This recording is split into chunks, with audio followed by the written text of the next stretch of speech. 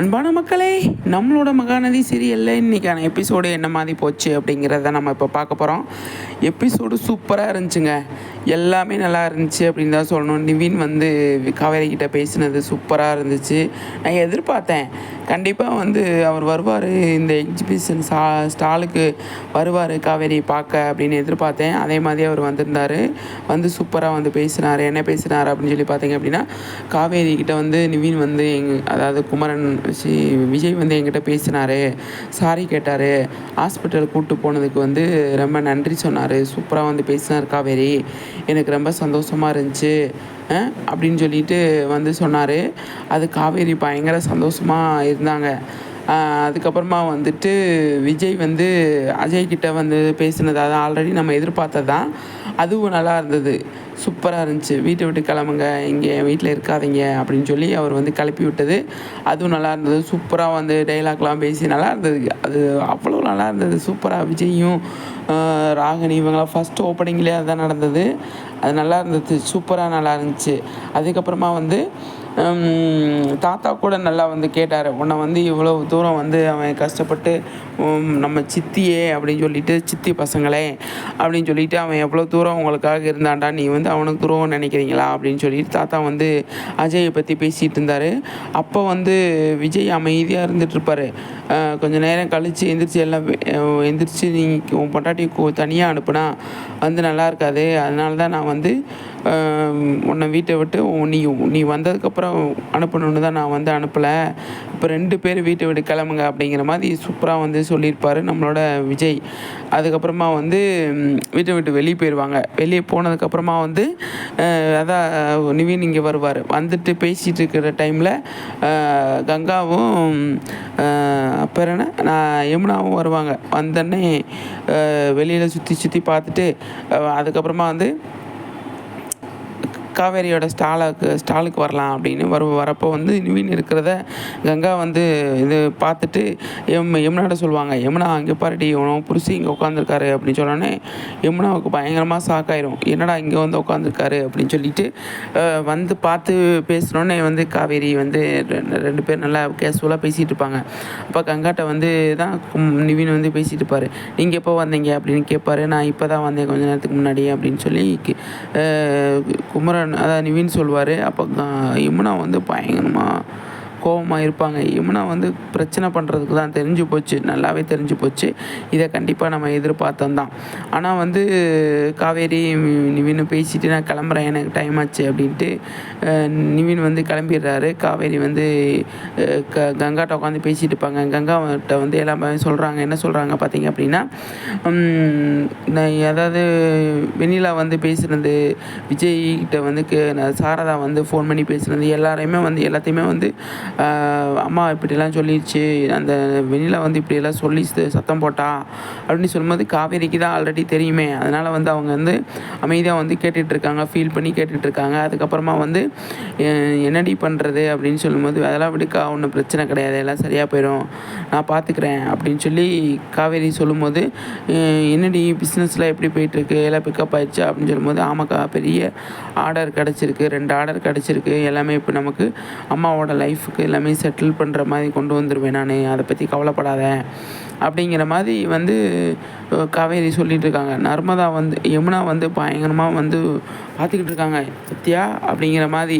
அது வந்து கொஞ்சம் ஒரு மாதிரி இருந்தது. சரியா பயங்கரமாக வந்து அந்த யமுனா வந்து பண்ணிகிட்டு இருக்காங்க. யமுனாவால் தான் காவேரி மாசமாக இருக்கிறது வீட்டில் இருக்கிறவங்களுக்கு தெரிய போகுது அப்படின்னு நான் நினைக்கிறேன்.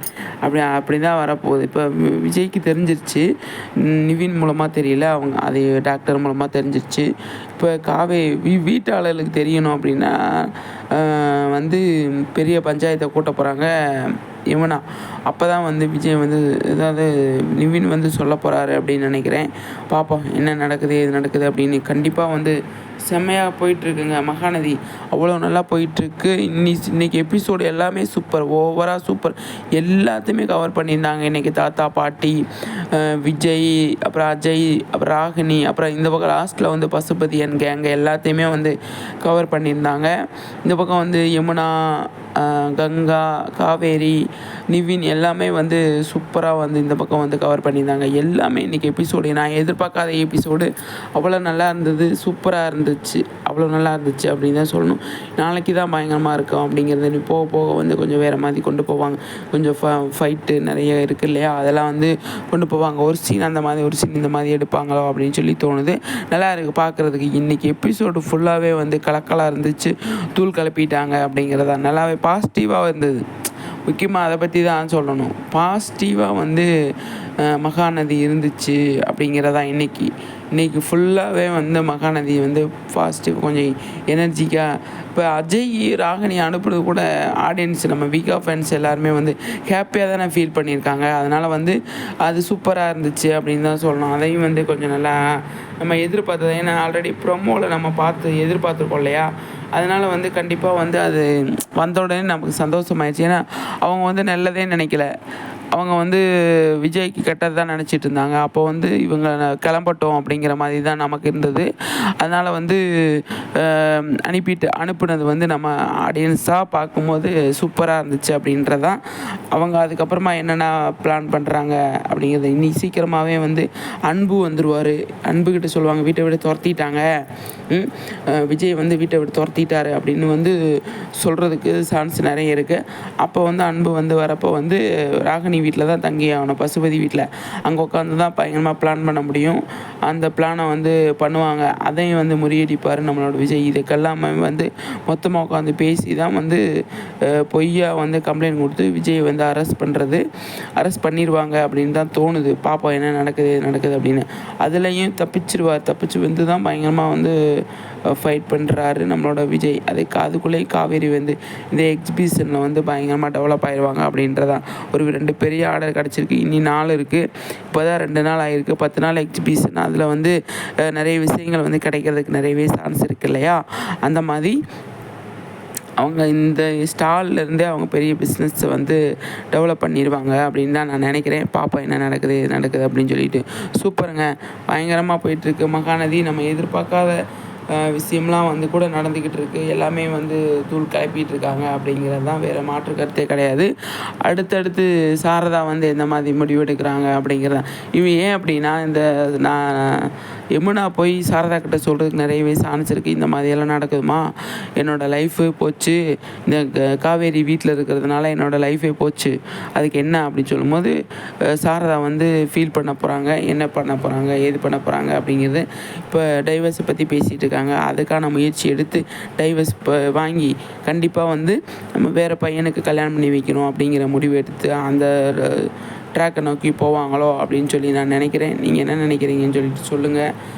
நிச்சயமாக வந்து நிறைய விஷயங்கள் வந்து இதில் இருக்குங்க, பயங்கரமாக கொண்டு போயிட்டுருக்காங்க மக்களே.